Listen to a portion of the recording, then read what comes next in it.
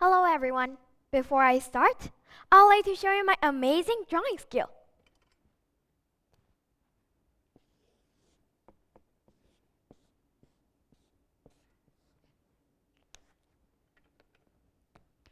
Now, I have a question for you guys.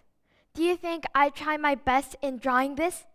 Raise your hands if you think I did my best. Now, imagine if I come right here back after a year in this stage and I draw a human again. Do you think I will improve? Raise your hands if you think I will. Hands down.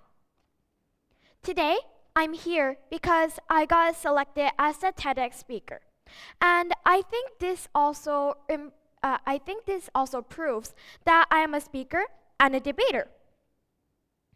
I have another question for you.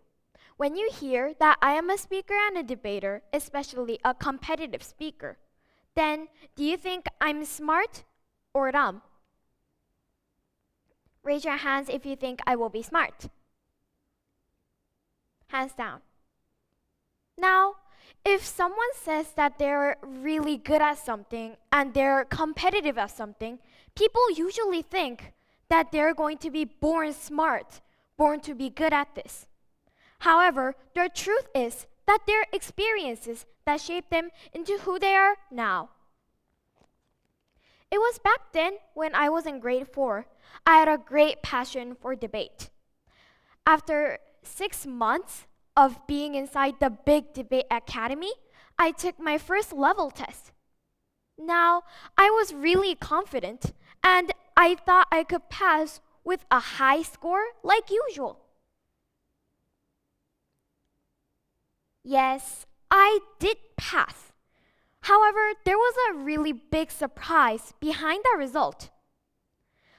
The debate score that I got was a 64. The worst score I've ever got, a 64. I only passed because I got a good score on the writing test. That was the only reason. I just messed up the debate score. The teacher said, did not fulfill a good speaker's qualifications, lack of detail, and explanation. That sentence made me feel so stupid. I felt like being a competitive debater, going on TV shows, would be just a big dream to me. I just wanted to quit debate after all. When I saw other students getting good scores and being fabulous about it, smiling and going out the hallway, I felt more disappointed at myself. I felt worse. Then the teacher came to me. She said, kids like you are the ones to become competitive speakers. Try your best. And I clearly thought it was a lie. When I got back to my home, my mom worried about me because I got a bad score, and I was really disappointed about it. She showed me multiple videos about debate competitions, and etc. Now, what I noticed was that great speakers are confident. Now, I met new classmates because anyways I passed, and I tried to analyze their speaking styles and copy it from them. Now, I knew that they had a lot more knowledge and then they would have more skills. However, I tried to analyze and copy even though it may seem hard. Now, I rewrote my scripts again and again, watched the videos over and over again. And now, guess what? One day, I got the highest score in class. However, I did not stop.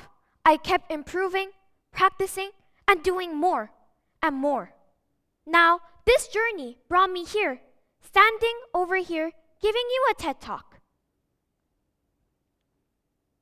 Now, I have won numerous debate competitions. For example, AJDC as a semifinalist and as the 8th best speaker. And also, I went to a YTN youth debate competition and won the excelling team prize. Now, I can see that many of these people that are listening to my speech right now would have failure before, would have experienced it. Maybe on a test, maybe on something you really cared about, and something that you really thought you will do good. What happens right then is that failure just feels like a label stuck forever with you. For a while, I thought that 64 meant who I was, my identity, that I wasn't smart enough and debate wasn't just for me. Slowly but then, I realized something. Failure doesn't decide your future. What you do after failure does. I didn't improve because I suddenly became smarter and my brain grew.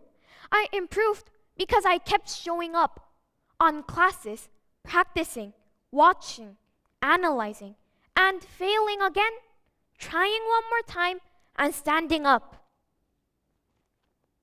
At first, I was not good. In fact, I was bad. But that was okay, because improvement starts with courage. Today, many students feel discouraged and feel disappointed at themselves with about one score that they just failed. However, score is not your end of the story. It is just part of your story and an information. If I had given up when I got that 64, then I wouldn't be standing here today. I wouldn't be giving you a TED Talk.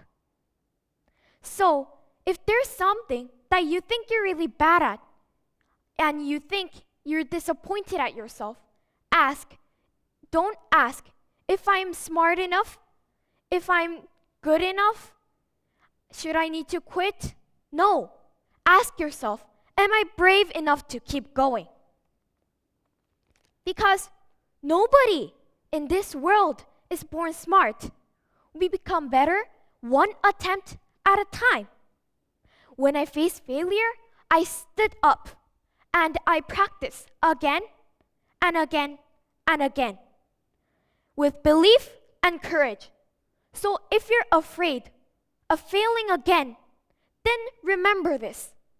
The girl who got the score of 64 is standing here giving you a TED Talk about my experience of the 64. And now, I believe that I can be the next Picasso too.